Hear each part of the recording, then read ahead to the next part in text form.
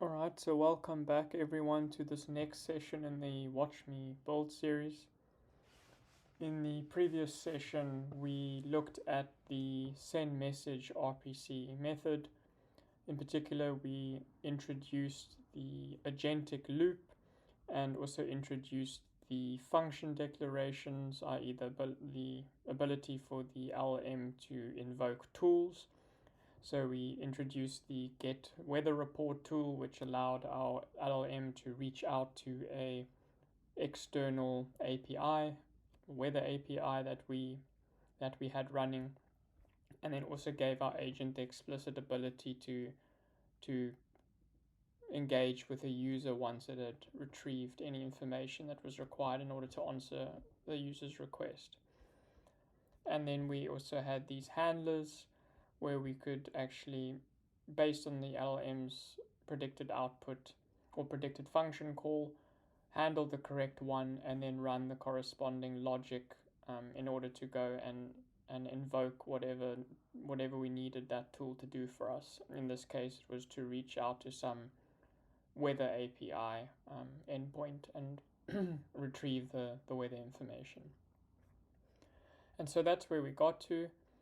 And for this session, the plan is to look at the asynchronous version of this. So this send message is the synchronous version of the RPC method for engaging with an agent.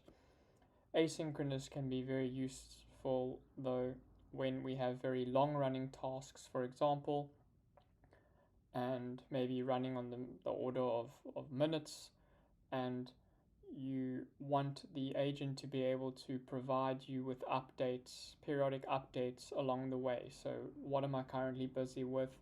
What is the state of the task? At what point am I?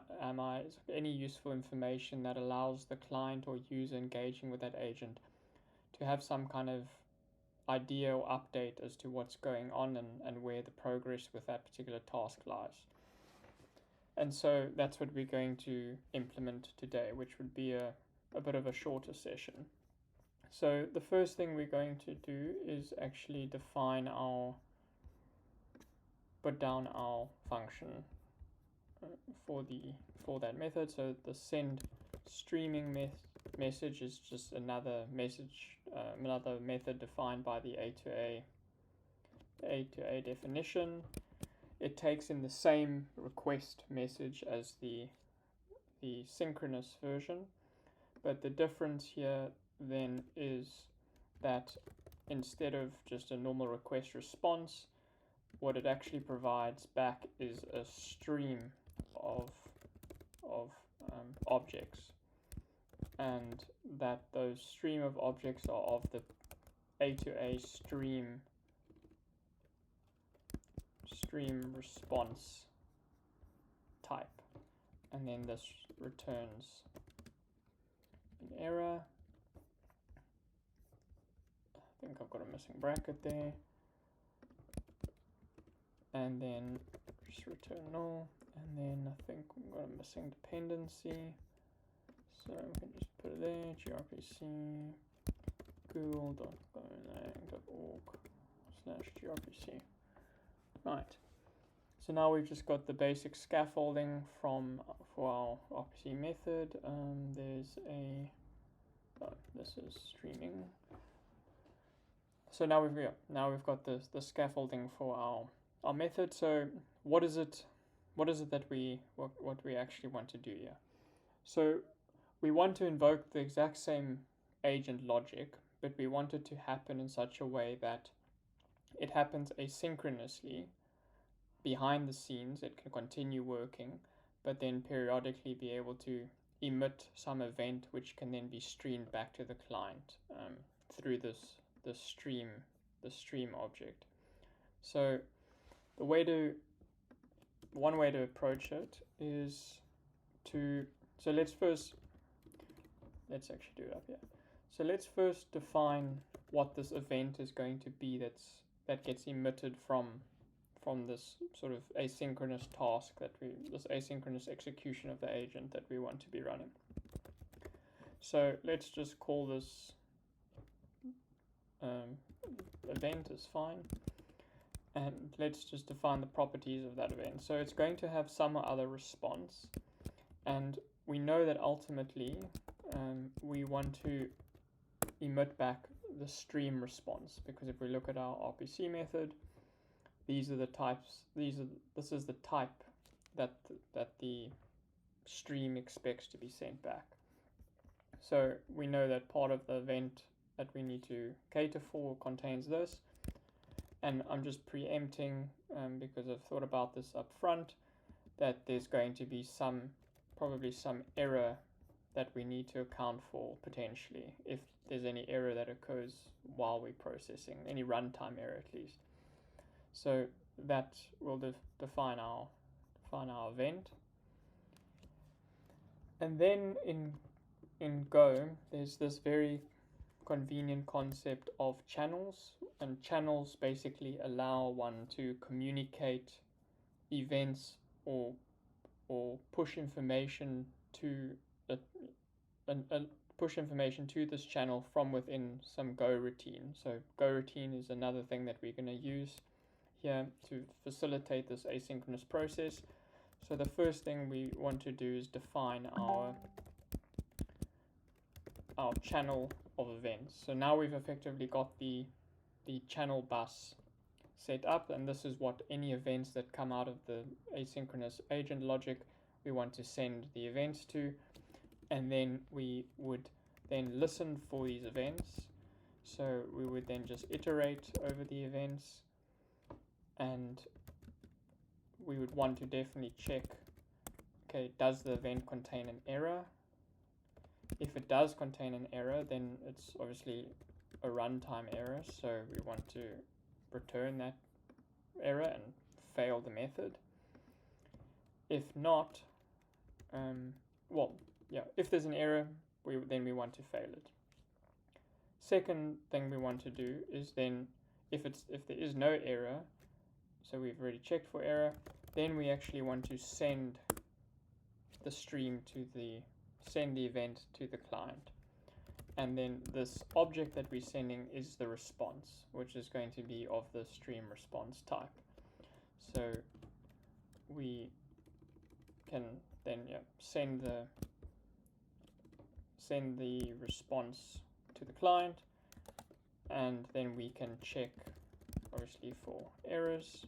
If we have an error for actually sending that back to the client, and if we do, again, this is considered runtime error, so we'll fail the method.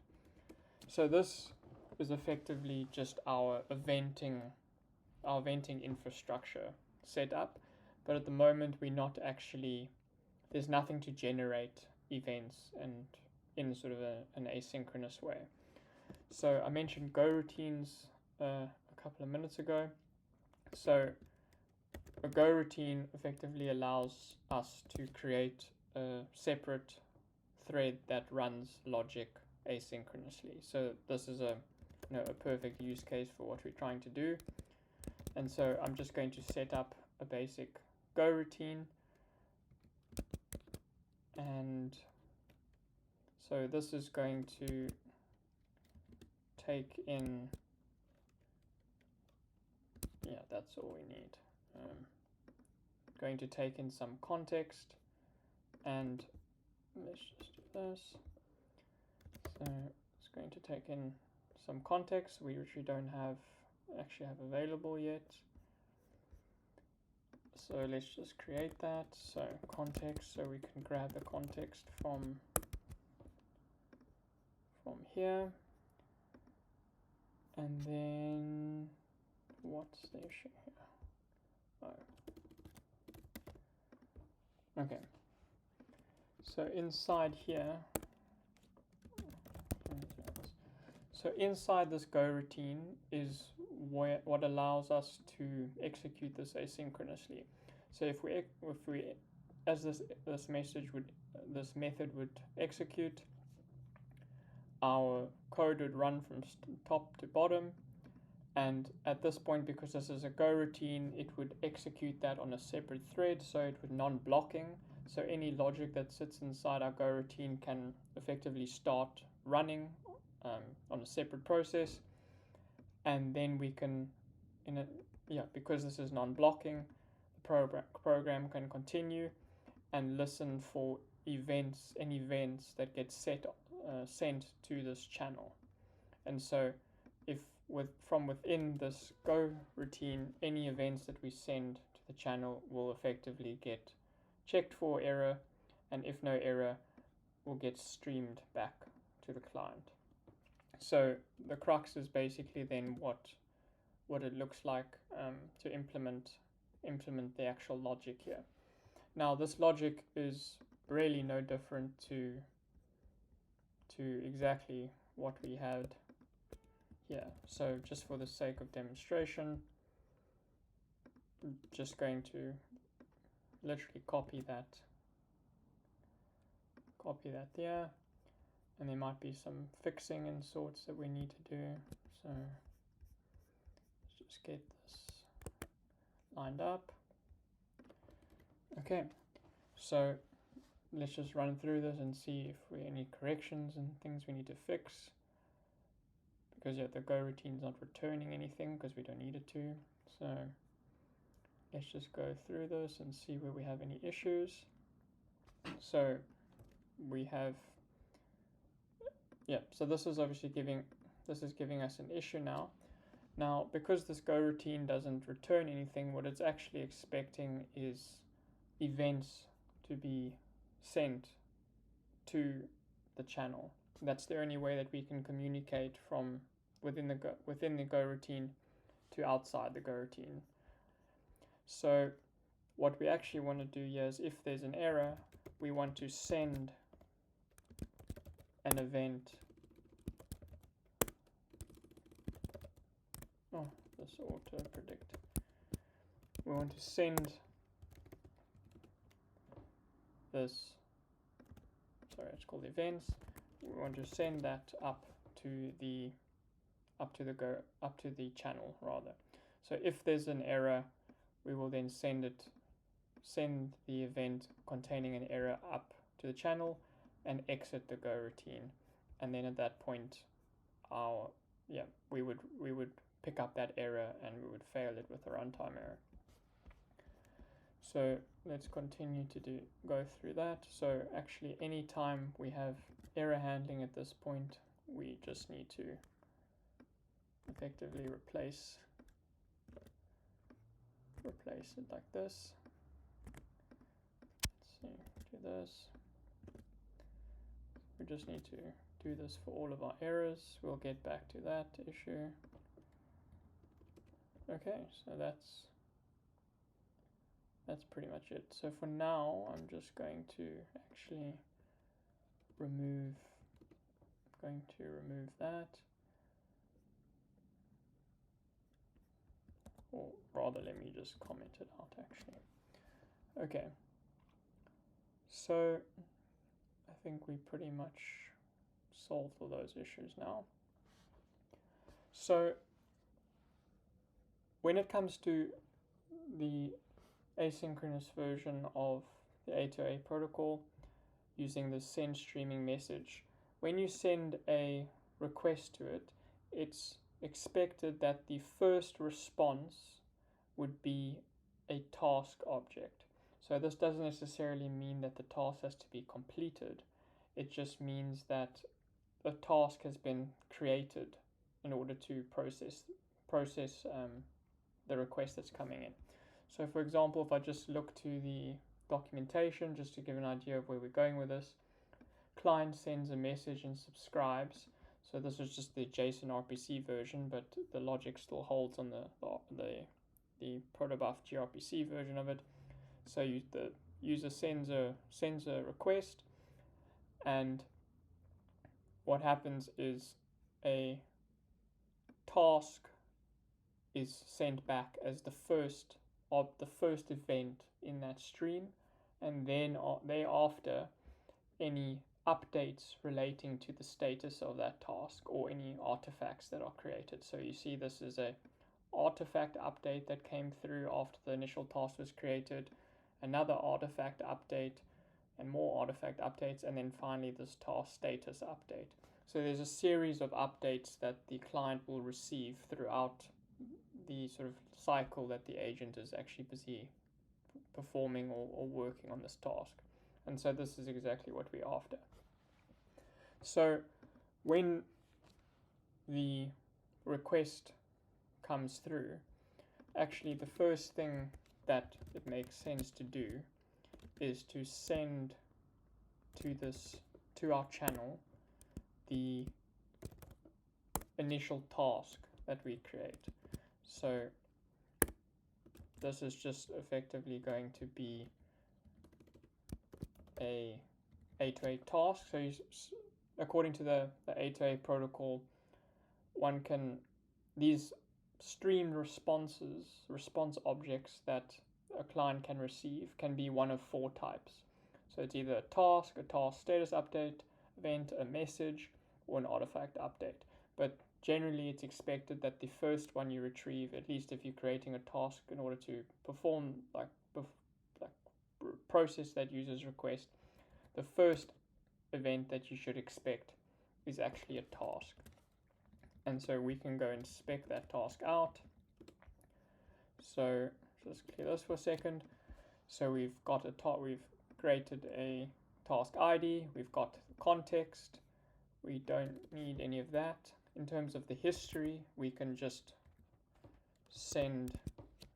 append the actual request message onto the history, because that is effectively the first element in the history, or the sequence of messages that are part of this task now. And artifacts aren't relevant at this point, but what is relevant potentially, and it's up to the user to obviously set what makes sense, but to set some state for some initial state for the task. And so what we're going to do is use the A2A submitted state. So this is basically just telling the client when they receive this initial event, your task has been submitted. It doesn't contain necessarily any information around, any further information about actual outputs or the answer, for the final answer for completing the task, but it just contains some information that the task is busy and the agent is actually working on it. So we can just quickly set the timestamp on this. So we just want that to be current time, and then we can optionally, if we want to, attach a message to this task by saying something like, we don't have to do this, but we could optionally have a message associated with this as well. So let's just have a text message and saying the task is about to start.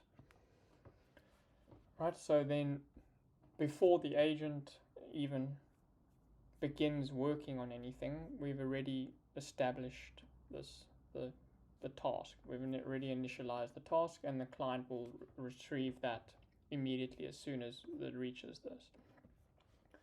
And then we go on and start actually executing the agent logic. And so basically any time in the agent loop where we want to communicate information about what's actually happening internally, all we need to do is send an event to the channel that we set up, and anything that we send to that channel will be picked up by this iterator over the events channel and stream and send those to the clients, and therefore provide updates along the way. So we can be creative now and say, okay, well, where would we like to actually provide some information around what's happening and where. So if we just think about the weather report, so maybe it would be useful to potentially emit an event as we're about to execute this tool, to let the client know, okay, we are currently actually executing this tool. So all we need to do is emit an event, and the same as it was previously. It was an event response. But now, since the task already exists, what we're actually sending now is a task status update. So the task is there, we just providing an update to the status of where the task is at. So there's a couple of things of relevance here. So we might want to now, well, let's just quickly set the standard things like the timestamp. Okay, so now that the task is here, we might say, okay, well, at this point we don't consider the task submitted, we consider it being worked on. So we set now the task status to working, so that we say the agent is actively busy with processing this task. Now it's actually performing the work, which is reaching out and retrieving some weather report. And then again, you could just specify I'm actually just going to grab to make this a bit quicker.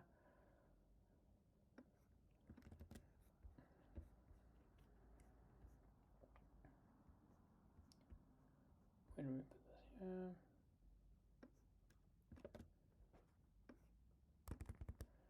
so we can provide some specific information about where we are in the process. So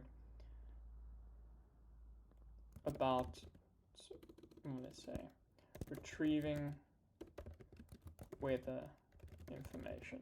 So if the client now receives that initial message or initial event saying I've created a task, and then a few moments later we'll receive, okay, well, I'm busy working on this task, I've sort of updated the state to working, and I'm actually retrieving the weather information now. That's what I'm currently busy with. And the other thing to note here is this final property. So this basically says to the client side, is this the final status update to expect from this current turn? And no, because we're still busy, so the client should still expect that there are other updates still to come, and so we would provide false there. And likewise on the, I'll copy that. So let's now move to this sort of send message now that we commented out previously. So previously, so it's actually useful that I've got the copied piece here. What we were doing, we were producing an artifact. So the artifact is basically the container. Again, just repeating myself from a previous session, the artifact is the container that contains the results of having completed a task. And so our answer in this case is considered our result, and so it is our artifact. Now, there's also provision in the A2A protocol for emitting an artifact update event. So the previous one we looked at was a status update, but now we actually, in this part of the process, when we're executing this tool, we're actually creating an artifact, and the way to communicate then the creation of this artifact as part of this task lifecycle is to actually emit then a task update event rather than a task status update event. So again, we just want to set up the sending of this through, and we can just fill in all the blanks here. And so yeah, and again, task artifact update event, and then we just need to populate that. So task ID, context ID, that's all the same. Again, now these sort of special fields, is it the last chunk? Yes, because sometimes artifacts might be large and you send them in discrete pieces, so that's not applicable here. And append, like for example, again, if you have a large chunk and you're sending it in different pieces, should the previous piece on the client side be appended to the current? Again, not applicable here, so we can ignore. And then we just left with filling in the actual artifact information. And so I'm just going to quickly just comment this out quickly and just grab our artifact information, and then I'm going to just remove this and then just stick that there. So now we've got our artifact update that gets emitted to the user as soon as this send message is invoked. And then finally, after that, we need another status update. And the reason for that is because, well, this just communicates that there's a new artifact that's been created, but it doesn't actually mark the task as completed. So what we need now then is to say, okay, well, you've initially received a task, then you've received a task status update event to let you know that I'm busy retrieving the weather information. Then I've retrieved the information. Now I've created this artifact for you, which is basically your response or your answer, your result from the task. And now I'm going to tell you, okay, well, now that I've generated this, the task is actually done. So then you could say the task has now been completed. So yeah, so from the client side, this is now going to be retrieved, and the client now knows by looking at the state that this task is actually complete. Right, now just looking at this quickly, I've just realized that there's just a small little thing I overlooked with the context here. So this guy here. So just to be on the safe side, what I'm going to do is create a new context without cancel and context. So because this is going to run asynchronously, this go routine, we don't want this context to cancel, because we want it to be able to run asynchronously without running into any issues where the context gets cancelled, and then our whole asynchronous process stops sending events. And so we're just going to create a context without cancel and send that through.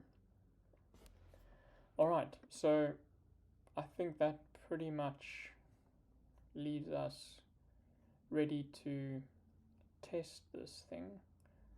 I can't see anything else that's missing, so that should pretty much be it. So we haven't changed any of the agentic logic whatsoever. All we've done is scattered these different events at strategic places throughout the agent's sort of execution cycle to allow clients just to have better visibility into what's actually happening at any given point in time. So I think then we can move on to the test function to actually see if we can give this a go. So this will be SendStreamingMessage. Right, so the request is exactly the same, but this is now different. So this is now StreamingMessage, and yeah, so this is now not a response, this is actually now a stream. And so instead, let's just comment this out for now.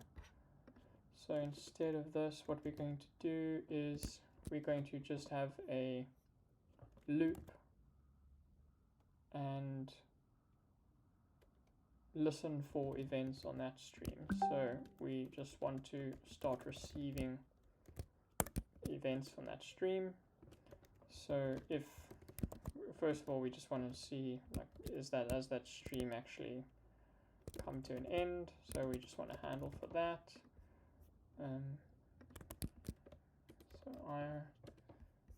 So does that stream come to an end? This is a new variable, so double, and then check, or rather, sorry, this is a typo. If the error is an end of the stream, we want to obviously break out of this, and if not, we consider it an actual error. So this error would then be on the stream.receive function. And then, okay, so then we've got our response, and then we can pretty much take our response. Let's just comment these. Okay, and then we take our response which we see, which is of these stream response types. And again, we're just going to marshal it just to look a bit better. And then we can just print it out. Yeah, okay, so that looks about all that we need. So again, sending the same through, what is the current weather today in London, but now we would expect a stream of events to be coming through. So I'm just going to quickly, before I do that, I'm just going to restart this Go Weather API, that small weather API we had running last time that we configured. So before there's actually just a return statement missing here. Otherwise we would have been in an infinite loop. So I think we can just run that now then, run the server.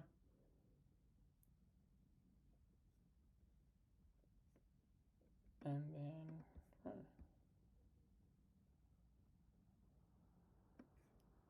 So again, we see our get weather report and sending messages.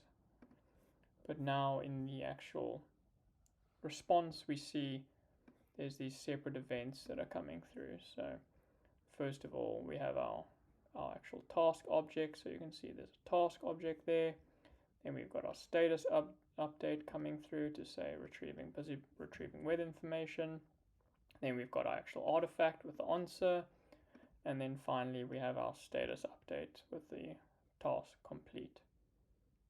Alright, so now we've now got our synchronous version of our agent operating. Obviously, these messages came through very quickly, and so we don't quite have the effect of watching them come through. But if this was a longer running task, we would be looking here and sort of periodically see these updates come through as they get emitted by the agent logic.